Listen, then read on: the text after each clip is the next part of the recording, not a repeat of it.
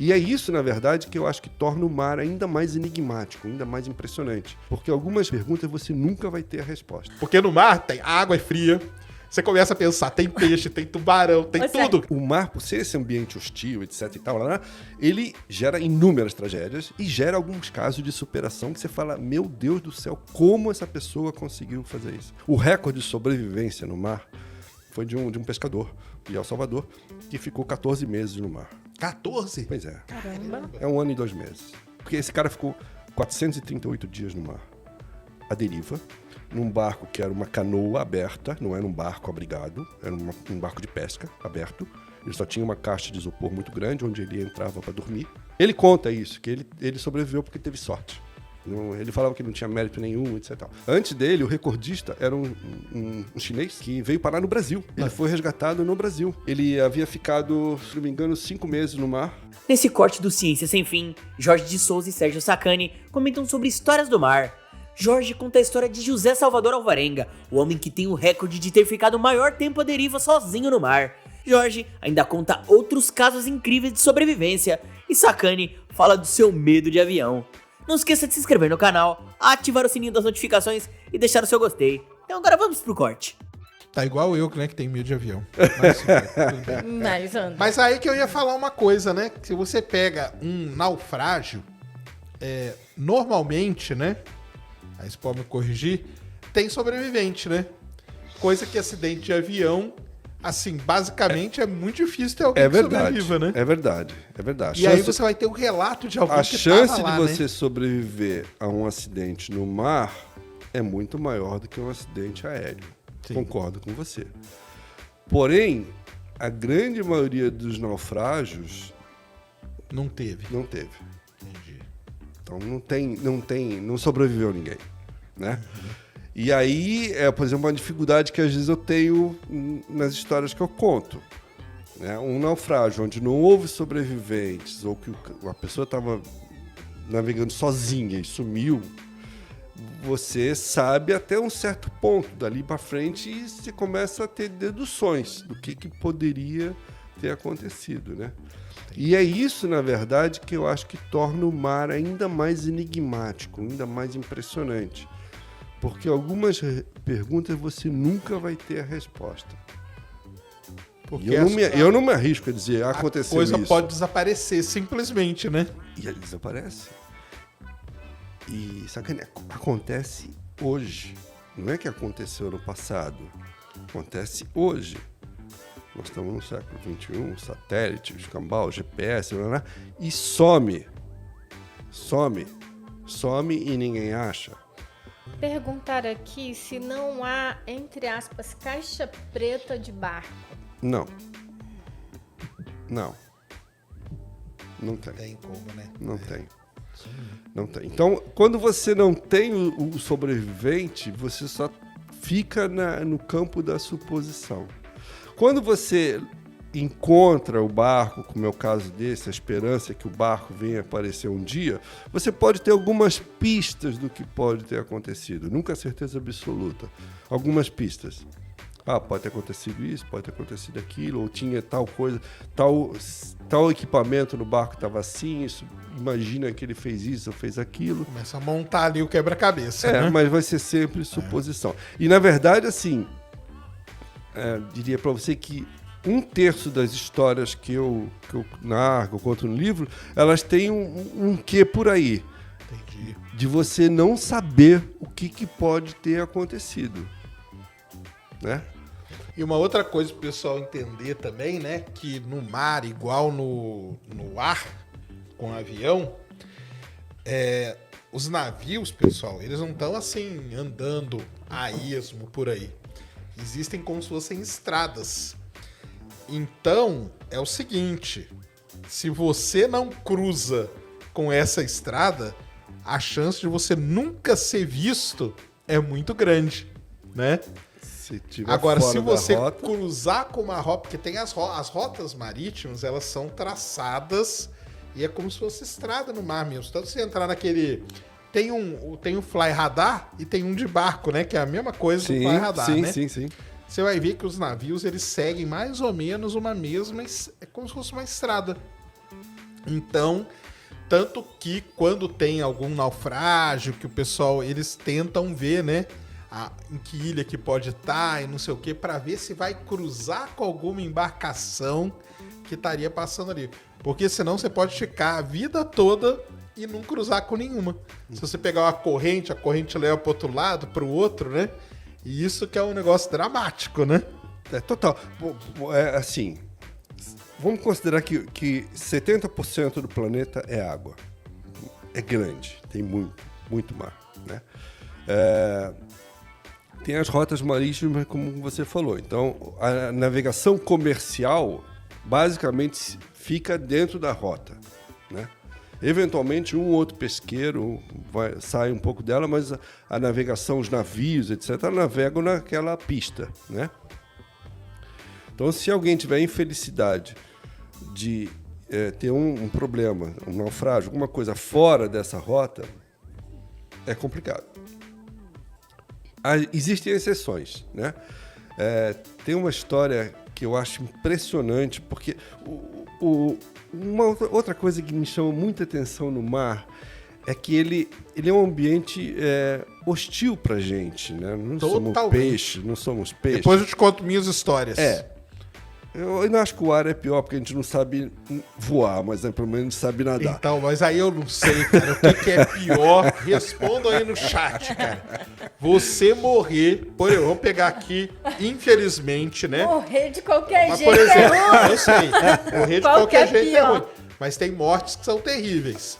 Mais aflitiva. Eu Por nunca exemplo, morri, então o pessoal não sei. fala que o acidente terrível do voo da Gol lá, que o Legacy cortou a asa dele, pode ter dado tempo dos caras terem a percepção que eles iam morrer.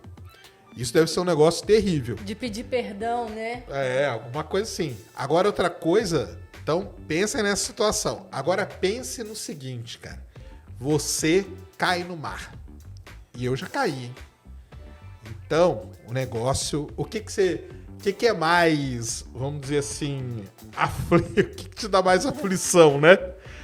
Porque no mar a água é fria, você começa a pensar, tem peixe, tem tubarão, tem tudo, cara. Bom, se você considerar que todos nós vamos morrer um dia, não é? Exatamente. Você tem duas opções de morte. Qual você prefere? Qual que te dá mais aflição? Porque é por aí, né, cara? Eu diria o seguinte, um acidente aéreo, a probabilidade é menor da pessoa sobreviver, como a gente já falou. Isso. No mar, o que eu estava dizendo é que o mar, por ser esse ambiente hostil, etc e tal, ele gera inúmeras tragédias e gera alguns casos de superação que você fala, meu Deus do céu, como essa pessoa conseguiu fazer isso? Tem uma história que eu contei aqui no Flow, quando eu vim aqui, que está no livro também, que para mim assim é impressionante. O recorde, chamar de recorde é sacanagem, mas enfim, o recorde de sobrevivência no mar foi de um pescador de El Salvador que ficou 14 meses no mar. 14? Pois é. Caramba. É 1 ano e 2 meses. Ele estava... Acho que nem ele acreditava mais que ele estava vivo, né? Pois é, ele está vivo até hoje.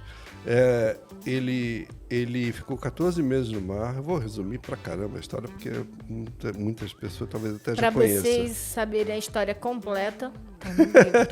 Não, mas é assim, essa história é impressionante, porque esse cara ficou 438 dias no mar, à deriva, num barco que era uma canoa aberta, não era um barco abrigado, era um barco de pesca aberto. Ele só tinha uma caixa de isopor muito grande, onde ele entrava para dormir. Se você pegar aqui, acho que você vai achar ele. Chama-se José Alvarenga. Talvez você encontre ele. Este. Isso aí foi quando ele foi encontrado. Pô, mas você foi encontrado bem pra caramba. Muito bem. então. E aí vem o desdobramento da história, né? Em linhas gerais, ele atravessou a deriva praticamente o Pacífico inteiro, da costa do México, onde ele saiu para pescar. O barco teve um problema no motor, eles ficaram à deriva, uma tempestade, ele foi levado embora. No começo ele tinha um companheiro, depois o companheiro morreu, ele ficou sozinho e ele foi parar nas Ilhas Marshall, lá do outro lado. Ele atravessou o Pacífico inteiro à deriva em 14 meses, sem cruzar com nada. Na verdade, ele cruzou com um navio, um só navio, que obviamente não viu ele, foi embora. E ele ficou 14 meses no mar, foi dado como morto, obviamente, etc. Fizeram enterro, né? E isso aconteceu há 14 anos atrás. Caramba. Não, que 14 anos atrás? Faz bobagem. Aconteceu há 8 anos atrás. É recente. Já tinha tudo, sabe? Já tinha satélite, já toda tinha tecnologia, tudo. né? Tudo. E o cara ficou 1 ano e 1 mês, 1 ano e 2 meses no mar. Ninguém achava.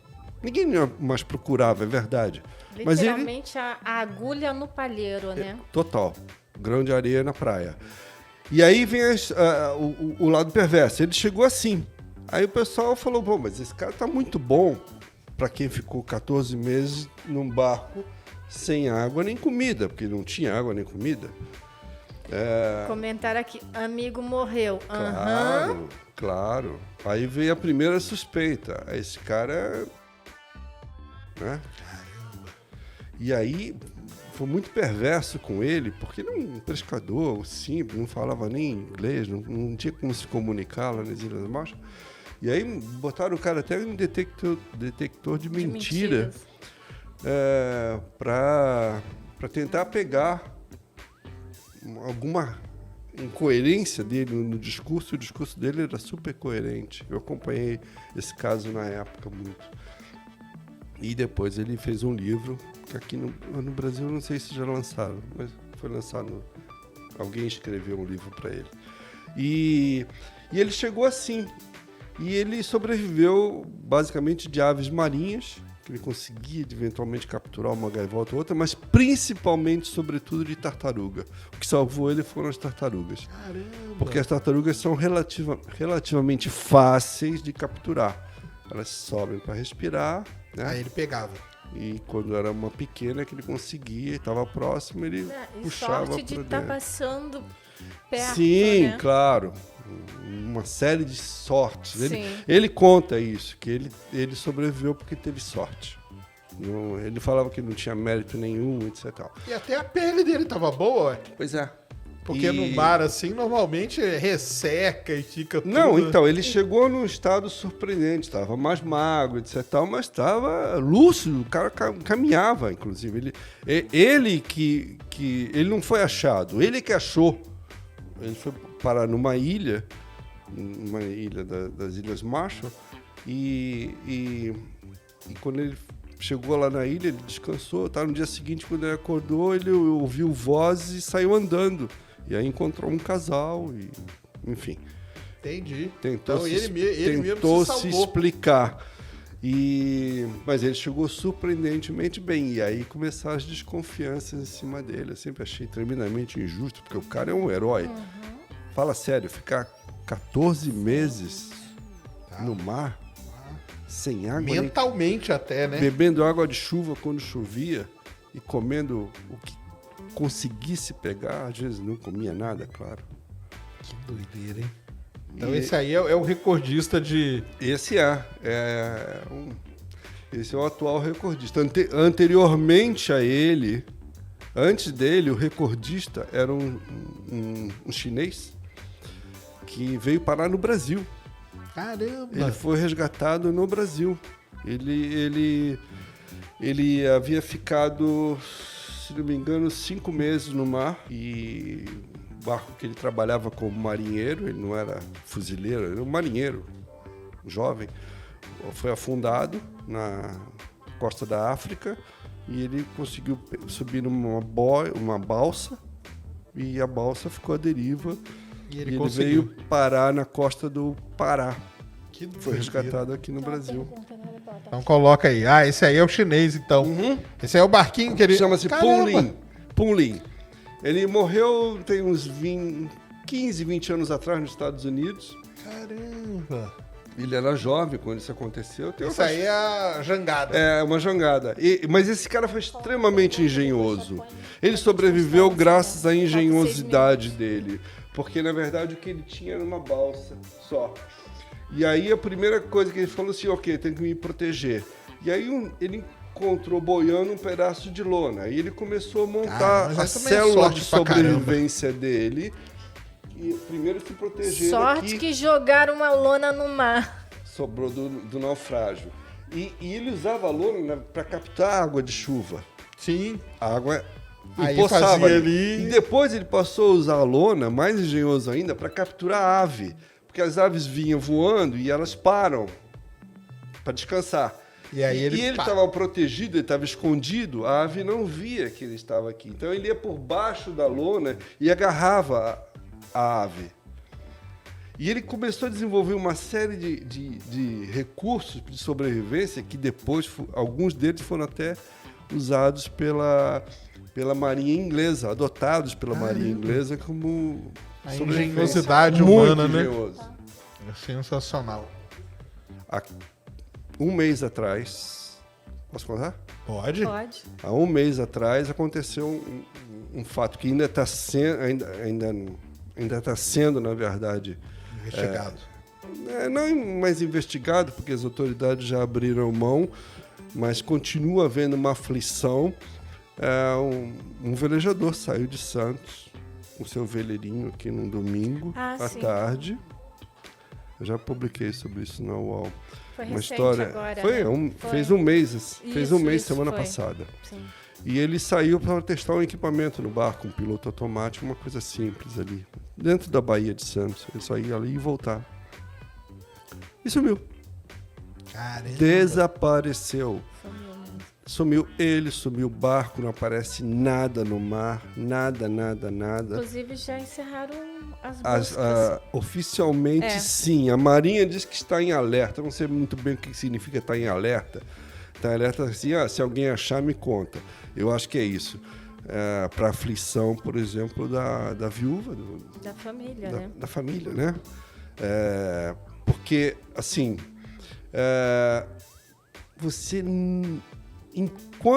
nesse caso, existe uma esperança. Se o barco aparecer, e o barco pode aparecer ainda, em algum lugar... Ou pedaço dele, ou sei lá. Pedaço dele eu já não acredito mais. Ah, é? Eu acho que já teria aparecido, né? Mas se o barco aparecer inteiro, o que pode acontecer, só que ele pode aparecer lá na África. Ele pode atravessar tudo sozinho, tá? O vento vai empurrando, ele vai indo. A corrente vai levando, ele vai indo. Se aparecer o barco, você tem pelo menos algo para examinar e tentar deduzir o que pode ter acontecido. Se teve algum assalto. Ou eventualmente né? até achar a pessoa morta lá dentro. Sim. Né? Não é Mas descartável o isso. estranho é exatamente essa questão. O desaparecimento do barco em si. Exatamente. O barco desapareceu, nunca apareceu nada boiando no mar, uma almofada, nada, uma boia, nada. Nenhum sinal, obviamente, do velejador, estava sozinho. E eu arrisco dizer que a gente nunca vai saber o que aconteceu. Eu vi que as buscas eles fizeram até de Santos até o Rio de Janeiro e nada. Na verdade, assim, eles traçaram uma área de busca muito tosca, inicial, e para mim esse foi o grande problema. Eles deveriam já ter feito uma busca mais abrangente. Hoje, com o conhecimento, você tem o dia que mais ele foi, abrangente. Você sabe como que estava a maré, como que estava a corrente, né? E assim, ele saiu exatamente para testar um equipamento chamado piloto automático, cuja função é manter o barco em determinada direção sozinho, tá? Ele saiu para testar esse equipamento. E aí, seja lá o que aconteceu, né? Uma das hipóteses, que eu acho que é a mais provável, mas aí é mera suposição minha, eu acho que ele caiu no mar por algum motivo. E o barco continuou, né? Exatamente. O Tava no piloto automático. barco estava no piloto automático, o barco estava no motor e o piloto automático estava mandando ele nessa direção. Né? Então eu acho que aconteceu isso, ou outra hipótese, que ele tenha tido mal súbito, desmaiou dentro do barco, etc. Tal, enfim. E o barco foi. E aí, imediatamente, quando deram falta do barco, no dia seguinte de manhã, o pessoal começou a fazer contas, etc. e tal, falou, olha, ele deve ter ido nessa direção e pela autonomia que o barco tem de combustível, ele pode chegar até 100, 120 milhas da costa, que é bastante, são 200 quilômetros da costa. Está já bem longe. Então, nessa hipótese, ele teria avançado até acabar o combustível, o motor para de funcionar, e aí ele começa a ser levado pela corrente predominante. E no caso ali é uma corrente predominante que vai para sul. Na verdade, vai para sudeste, ela vai abrindo da costa brasileira e vai descendo e vai abrindo. E essa corrente, por exemplo, vai bater na África do Sul. Né? Então, por isso que eu falo que, eventualmente, o barco, daqui a alguns meses ou anos, pode aparecer na África do Sul. Muito obrigado por ter ficado comigo até o final desse vídeo. Não esqueça de se inscrever no canal, ativar o sininho das notificações e deixar o seu gostei. Todo dia tem um corte novo pra você. Dá uma olhada no canal, tem muita coisa legal já. Até amanhã.